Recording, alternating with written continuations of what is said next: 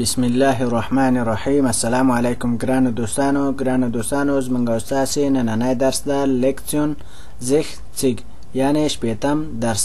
د زیختیگ سپیل یا بشتابیغن داسې راځي. ښه ګرانو دوستانو شروع کوو د درس. دلته وایي چې ordnen Sie nach dem Alphabet یعنی څه دلته وایي چې ordnen یعنی جملې وکړئ یا ترتیب کړئ یا مرتب کړئ. زی یعنی تاسې nach dem Alphabet یعنی د الفبا په ترتیب باندې. صحیح ده. اوس څه کوو دلته موږ تاسې دغه جملې د الفبا په ترتیب باندې مرتب کوو. ښه دغه ګورې دغه ټکی پکې دغه ځای کې شوی ده. دغه ټکي پورې موږ تاسې کار کوو ځکه چې دلته راته وایي. ښه اوس ګورئ دلته دوستانو دغه جملې نه دغه دوه دلته نه دي لیکل شوي، دا یوه یې لیکل شوی چې دلته خط پرې راکړی شوی. دلته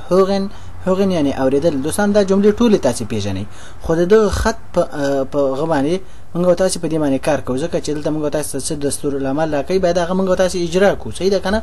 مثلا وایي چې د الفبا په ترتیب باندې جوړ کړئ. هوغن خو یعنی اورېدل. اوس د دغه دوه نه یو راخلو چې د الفبا په ترتیب باندې کوم یو باید راخلو؟ آفرین باید دغه راخلو. ولې؟ ځکه چې ام د ایر نه مخکې راځي. یعنی ار ته په انګلیش کې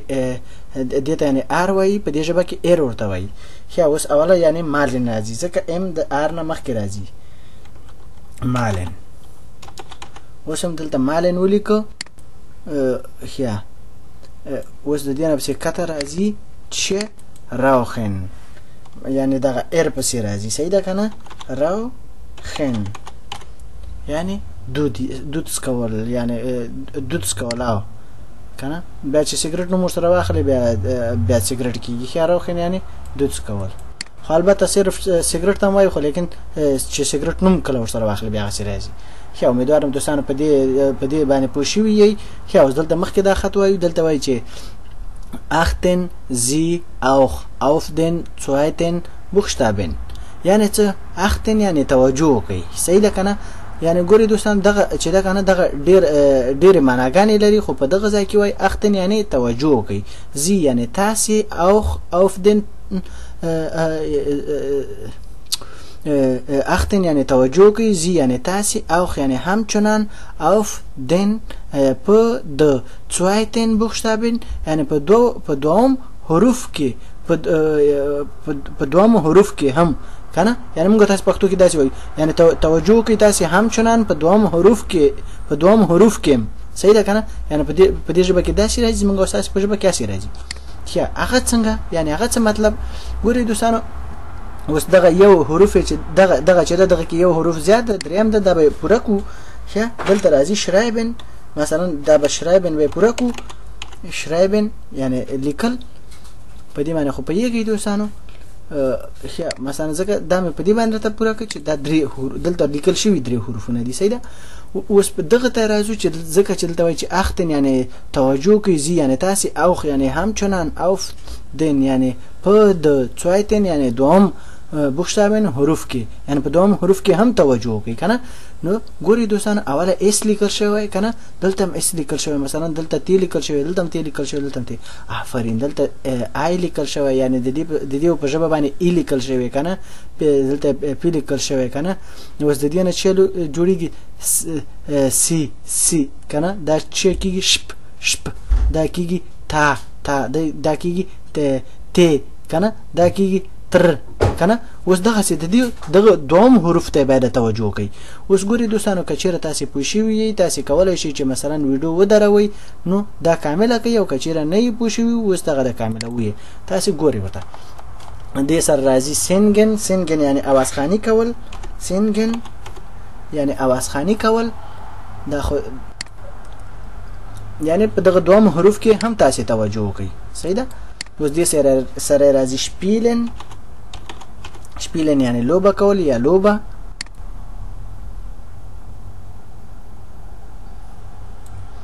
ښه اوس په دې ځای کې مثلا تا راغلی تی راغلی مثلا تر هغه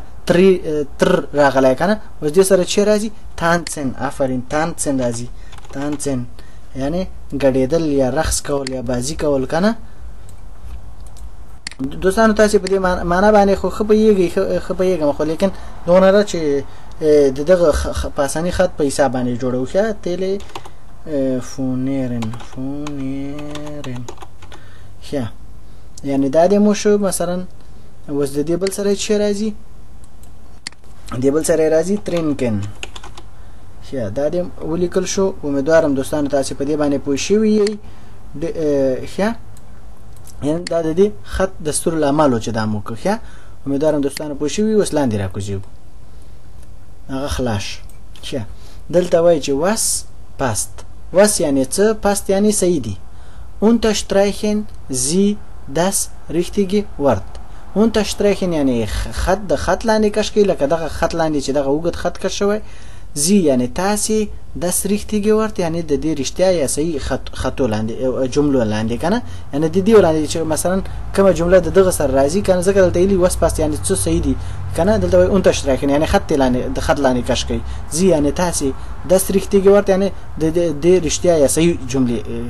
سره یا لاندې کنه ګوري دوستانو دا جملې البته ټولې صحیح دي خو لیکن مطلب د دې څه ده مطلب دا چې دغه جملې سره کوم یو جوړ راځي د دې سره کوم یو جوړ راځي د دې سره کوم یو جوړ راځي دغه څه خط لاندې کش کی صحیح ده کنه اوس ګوري چې دا موږ تاسو څنګه کشو دلته راغلی ده چې کومن سره څه راځي اوس اندین یعنی د انډیانا راتلل د انډیانا صحیح ده کنه ادرس خو هم صحیح ده خو لیکن د ادرس نه څوک نه راځي صحیح ده کنه د ملک نه صحیح راځي نو دلته راځي کومن اوس اندین کنه یعنی دا جمله ورسره راځي ځکه ختم تلاندې ګوري د کتاب په حساب باندې کښوي ښه ادرس هم صحیح ده خو لیکن دا نه هغه کیږي ورسره هاوس نو یعنی د کور نمبر یا نمبر یا شماره هم صحیح ده خو لیکن دا نه راځي ښه امیدوارم دوستانو په دې پوه شئ اوس دلته لاندې نه ده دلته د چوي ترینکن یعنی سکل او په دې ځای کې نمونه چي دي په دې قطار کې فورنامه ته ترکای یعنی څه فورنامه لمړنی نوم ته یعنی چای ترکای یعنی ترکیه کنه اوس مثلا لمړنی نوم څوک نسکی او ترکیه څوک نسکی ځکه هغه ملک دا نوم ده صحیح ده کنه چیز کی خلق چای ترینکن یعنی سکل ته یعنی چای سکل صحیح ده کنه نو د دې لاندې موږ تاسو خط کشو ښه اوس مثلا دلته دا وایي چې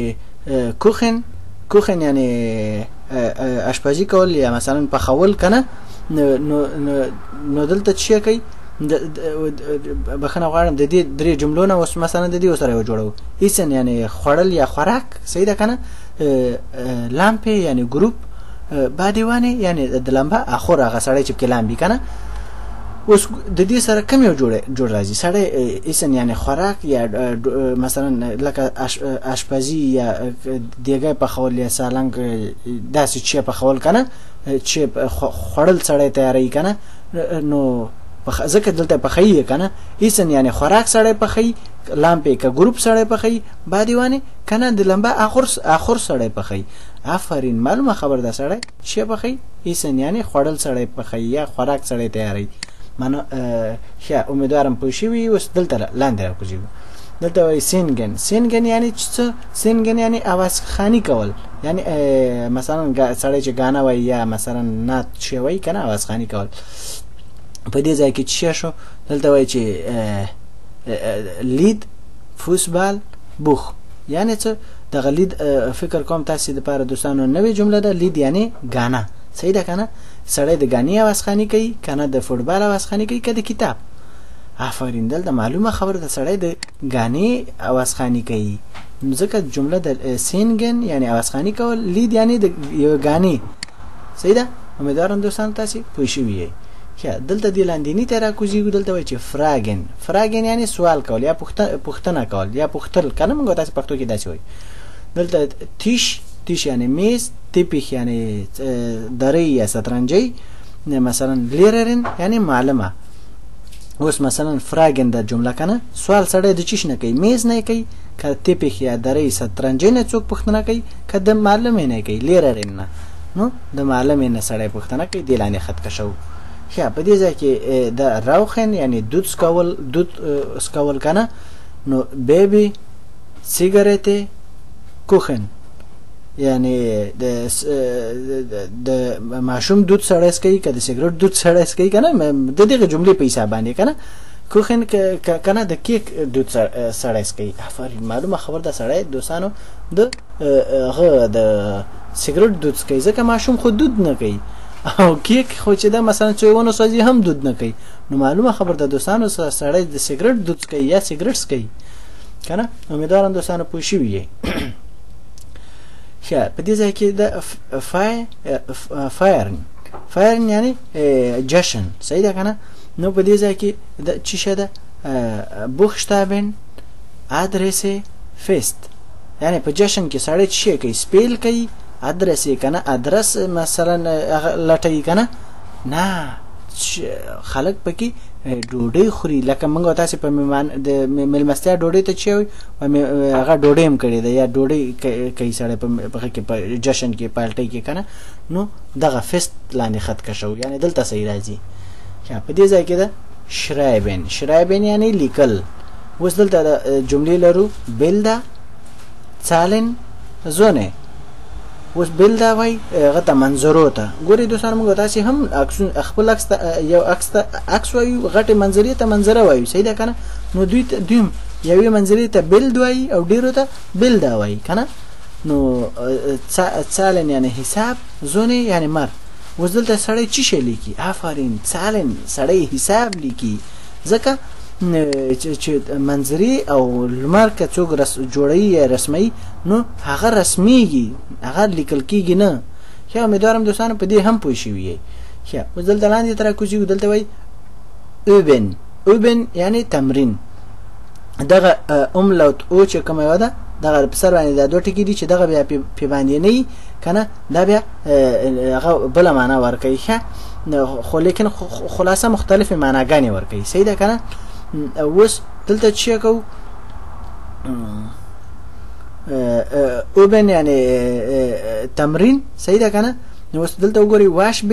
واش بیکن یعنی د لاس پریمنتلو شي شرانک یعنی انواري الفابet یعنی الفبا یعنی تمرین سره د چی شي کوي د الفبا کوي کنه د بخنه غنمه هو د الفبا کوي کنه د انواري کوي کنه د لاس پریمنتلو شي هغه کوي افرین معلومه خبر ده چې د الفبا هغه کوي نو د دې لاندې خط کشو خو امیدوارم دوستانو تاسو په دې باندې پوه شئ اوس لاندې خط را کوزي دلته وای چې ergänzen sie die richtigen Buchstaben aus Aufgaben یعنی څه ergänzen یعنی کامله کوي یا تکمیله کوي یا مکمله کوي sie یعنی تاسو die richtigen یعنی رښتیا یا صحیح Buchstaben یعنی حروفونه aus Aufgabe یعنی به غرضه کار کنه یعنی تاسو په دې کې کار وکړئ کنه نو سګورې دوستانو حواله کې مثلا دغه اف لیکل شوی یعنی تاسو داسې وګڼئ نو دغه نور درته ما کامله کړي په چی شي ځکه دا وایي چې تاسو دلته په دې ځای کې هغه حروفونه کامله کوي چې دغه اف نه شروع کېدو والا کوم نومي هغه په باندې پوره کیږي او همدا خانه سره برابر ډکه شي نو دلته دغه حروفونه راځي چې دینه جوړیږي چې فین سر یعنی تلویزیون نو دغه ردا شی ډک شوی ده امیدوارم دوستانو تاسو پوه شئ دراتلونکي درس پورې دوستانو په پاکه لبان سپارم فلحال چیس